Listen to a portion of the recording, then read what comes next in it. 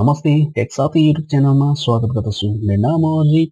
आजको यो भिडियोमा म बताउने छु बिना आवश्यकको सफ्टवेयरहरू कसरी विन्डोजबाट अनइन्स्टल गर्नु। त्यसैले यो भिडियो सुरुदेखि अन्तसम्म हेर्नुहोला। यदि अघिबाट यो च्यानललाई सब्स्क्राइब गर्नुभएको छ भने धेरै धेरै धन्यवाद। यदि गर्नुभएको छैन भने यो मुनिको रेड बटनमा क्लिक गरेर सब्स्क्राइब गरिदिनुहोस्, किनकि म यस्तै हेल्पफुल भिडियो ल्याउने गर्छु। अनि यसको छेउमा भएको बेल आइकनलाई पनि दबाइदिनुहोस् ताकि लेटेस्ट अपडेट भिडियोजहरूको जानकारी पाइरहनुको निम्ति। आउनुहोस् अब सुरु गरौँ।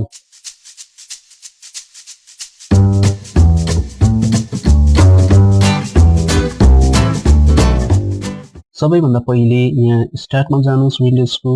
त्यसपछि यहाँ सर्च बारमा कन्ट्रोल प्यानल सर्च गर्नुहोस्। सबैभन्दा माथि आइसकेको छ र यसलाई क्लिक गर्नुहोस्।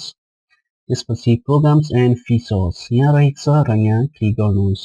ओके, जति पनि सफ्टवेयरहरू इन्स्टल गरिराख्नु भएको छ आफ्नो मेसिनमा त्यो सबै सफ्टवेयरहरूको लिस्ट यहाँ हुनेछ र यहाँबाट आफूलाई नचाहेको सफ्टवेयरहरू अनइन्स्टल गर्न सक्नुहुन्छ। र मलाई यो सफ्टवेयरको जरुरत छैन र यसलाई अनइन्स्टल गर्नको निम्ति यहाँ सेलेक्ट गर्नुहोस् अनि अनइन्स्टल कि त यहाँ सेलेक्ट गर्नुहोस्, राइट क्लिक गर्नुहोस्, अनइन्स्टलमा क्लिक गर्नुहोस्। त्यसपछि यहाँनिर सोधिएको छ are you sure you want to completely remove and break and all of its components. यसमा क्लिक गरेर अनइन्स्टल गर्नुहोस्।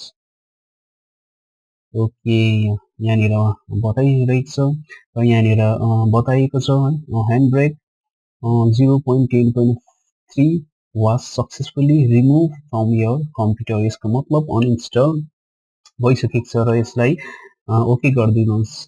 ओके, र यो अनइन्स्टल भइसकेको छ। यसै गरी आफ्नो कम्प्युटर आफ्नो ल्यापटपमा भएको जति पनि सफ्टवेयरहरू छ, जुन सफ्टवेयर आफ्नो आवश्यक छैन, आफूलाई जरुरत छैन, त्यो सफ्टवेयरहरू यसै गरी अनइन्स्टल गर्नु सक्नुहुन्छ।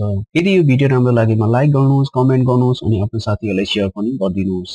अब तपाईँ मेरो भेट अर्को एउटा एक्साइटिङ भिडियोको साथमा हुनुहुन्छ। त्यतिन्जेलको लागि आफ्नो ख्याल गर्नुहोस्। Bye bye.